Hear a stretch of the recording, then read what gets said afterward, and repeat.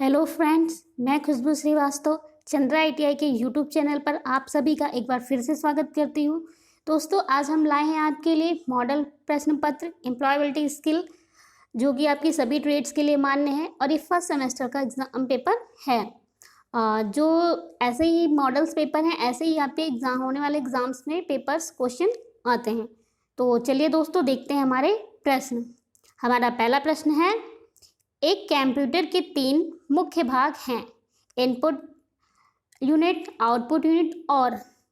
तो इसमें ऑप्शन में हमारे central processing unit, central memory unit, central computing unit, central preparing unit. तो कंप्यूटर के जो मेनली भाग होते हैं इनपुट, आउटपुट और सीपीयू यानी सेंट्रल प्रोसेसिंग यूनिट।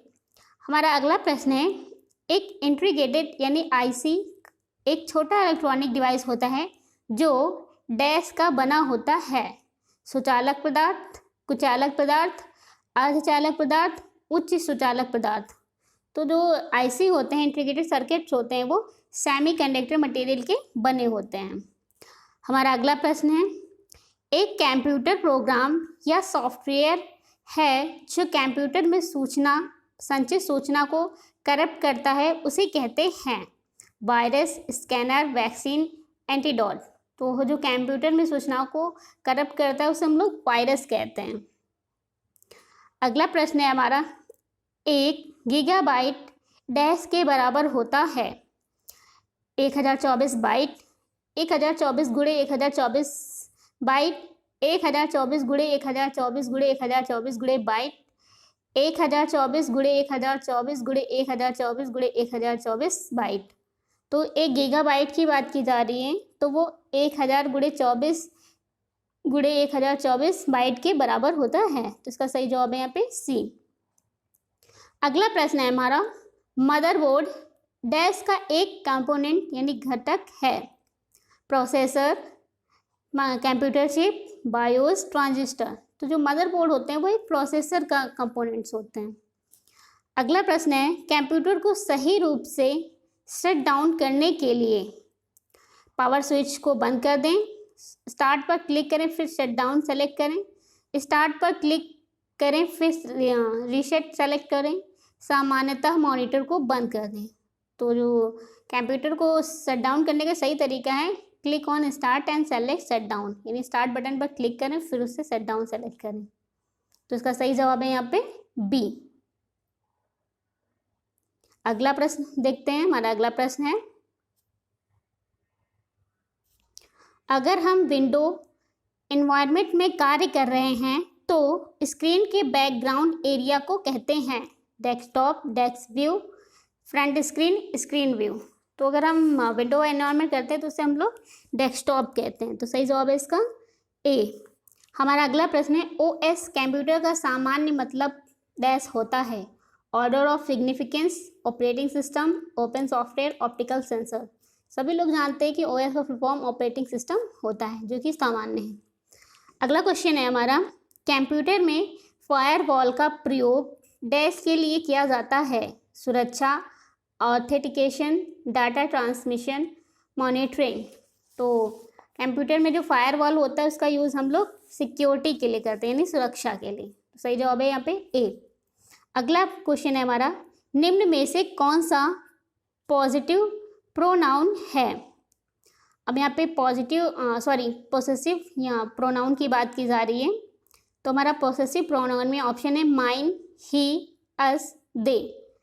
तो पोसेसिव प्रोनाउन जो है वो हमारा माइन है, तो इसलिए सही जवाब है यहाँ पे ए। अगला क्वेश्चन है हमारा, कोष्ठक में दिए गए सही शब्द के लिए उचित रूप को चुनते हुए वाक्य को पूरा कीजिए। अब यहाँ पे हमें सेंटेंस को कंप्लीट करने के लिए पूछा गया है, the class is dash loud today, terrible है। अब इसके जो सही वर्ड्स हैं उनको पूछा जाएगा, जिसमें ऑप्शन में टेरिबल, टेरिबल, वेरी टेरिबल या टेरिबली। तो यहाँ पे the class is terrible, terribly, loud today, यानी आज इस क्लास में बहुत शोर हो रहा है, शोर है। तो इसलिए इसका सही जवाब है बी, टेरिबली। अगला क्वेश्चन है हमारा, निम्न में से कौन सा गुड बाय कहने से संबंधित है? अब यहाँ पे गुड बाय कहने से संबंधित क्वेश्चन की बात की जा रही। How are you, you can call me, see you soon, very well. तो लोग गुड बाय के बाद बोलते हैं यू कैन कॉल मी, तो इसलिए इसका सही जवाब है यहाँ पे बी। अगला क्वेश्चन है हमारा, not to be able to make head और टेल समथिंग का अर्थ है इसे बर्दाश्त नहीं कर पाना, इस पर विश्वास नहीं कर पाना, इसको याद नहीं कर पाना, इसको समझ नहीं पाना। तो यहाँ पे इसमें क्वेश्चन पूछ रहा है, जैसे ही क्वेश्चन कह not to be able to make head और टेल समथिंग का अर्थ, इसमें मीनिंग की पूछ कह रहा है कि इसमें हम क्या चीज़ नहीं समझ पा रहे हैं, तो इसलिए इसका सही जवाब है यहाँ पे डी, इसको समझ नहीं पाना। अगला क्वेश्चन है, पैराडॉक्स का पर्यायवाची यानी सिनोनिम्स की बात की जा रही है। तो पैराडॉक्स का पर्यायवाची जो होता है वो होता है पजल। अगला क्वेश्चन है हमारा, सही शब्द के उचित रूप को चुनते हुए रिक्त स्थान भरें। अब यहाँ पे लॉन्ग जैसे दिया हुआ है, तो those who don't smoke generally live dash then those who smoke. Option में हमारा longest, longer, long, very long. तो यहाँ पे जैसे आप देख रहे हैं कि जनरली कंपेयर्स की एक बात की जा रही है कि कौन लंबा है, तो यहाँ पे लॉन्गर सही जवाब है, तो इसलिए सही आंसर है यहाँ पे बी, लॉन्गर।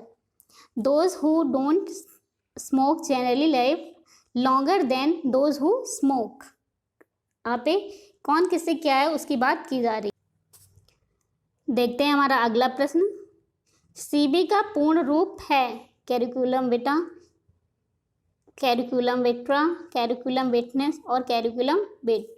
तो यहाँ पे सीवी की फुल फॉर्म की बात की जा रही है, तो सीवी का फुल फॉर्म होता है कैरिकुलम विट, तो सही जवाब है यहाँ पे डी। अगला क्वेश्चन है, वर्ड स्ट्रेस का मतलब है यदि एक शब्द में एक से अधिक सिलेबल हैं तो उस पर जोर देना। शब्द ग्रीन में एक सिलेबल है, शब्द एक्सपेंसिव में कितने सिलेबल होंगे? तो यहाँ पे एक्सपेंसिव की में कितने सिलेबल होंगे उसकी बात की जा रही है, 1, 3, 2, 4। तो एक्सपेंसिव शब्द में 3 सिलेबल हैं, इसलिए सही जवाब है यहाँ पे बी। अगला क्वेश्चन है हमारा, गुड का क्रिया विशेषण क्या है? अब यहाँ पे गुड में जो है एडवर्ब की बात की जा रही है, तो गुड, बेस्ट, बेटर, वेल। तो हम लोग जैसे बोलते हैं good, better, good, best, better, well, तो क्रिया विशेषण की बात की जा रही है, नहीं एडवर्ब की बात की जा रही है, तो यहाँ पे सही जवाब है वेल। अगला क्वेश्चन है हमारा, एक अच्छे संचारण के लिए जार्गन से बचना जरूरी है। जार्गन का मतलब है विचित्र भाषा, स्थानीय भाषा, मूल भाषा, क्षेत्रीय भाषा। तो यहाँ पे जार्गन वर्ड्स का मतलब किसी की जा रही है, वैसे आप देख रहे हैं कि एक संचारण में तो एक विचित्र लैंग्वेज यानी स्ट्रेंज लैंग्वेज की बात की जा रही है। अगला क्वेश्चन है हमारा, अगर आप बात करते समय किसी वस्तु पर ध्यान दे रहे हैं, इसका तात्पर्य है आप दूसरे व्यक्ति के साथ आनंदित हो रहे हैं, असुविधाजनक महसूस कर रहे हैं, कुछ नहीं समझ पा रहे हैं, जल्दी में हैं। तो यहाँ पे आप जैसे देख रहे हैं कि कह रहा है क्वेश्चन कि आप अगर आप बात करते हुए किसी वस्तु पर ध्यान दे रहे हैं, इसका तात्पर्य है आप असुविधाजनक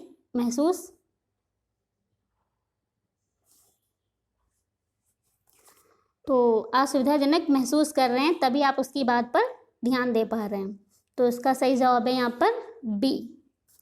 अगला क्वेश्चन है हमारा, सुनने का कौशल एक व्यक्ति के निजी और सार्वजनिक जीवन में बहुत ज़रूरी होता है। ध्यानपूर्वक सुनने का तात्पर्य है व्यक्ति द्वारा कहे जा रहे शब्दों को सुनना, दूसरे व्यक्ति को लगातार घूरना, उसकी दिखावट का अवलोकन करना, पूरे संदेश को समझना। तो यहाँ पर सुनने के कौशल की बात करें तो जो भी कह रहा है उसको पूरी बात को समझना, तो इसका सही जवाब है यहाँ पे डी, पूरे संदेश को समझना। अगला प्रश्न है हमारा, वार्तालाप के दौरान कौन से भिन्न प्रकार के प्रश्न पूछे जा सकते हैं? यह किस प्रकार का प्रश्न है? कृपया आप मुझे आपके ITI में प्रयोग होने वाले ऑडियो विजुअल ऐड के विषय में थोड़ा अधिक बताएं।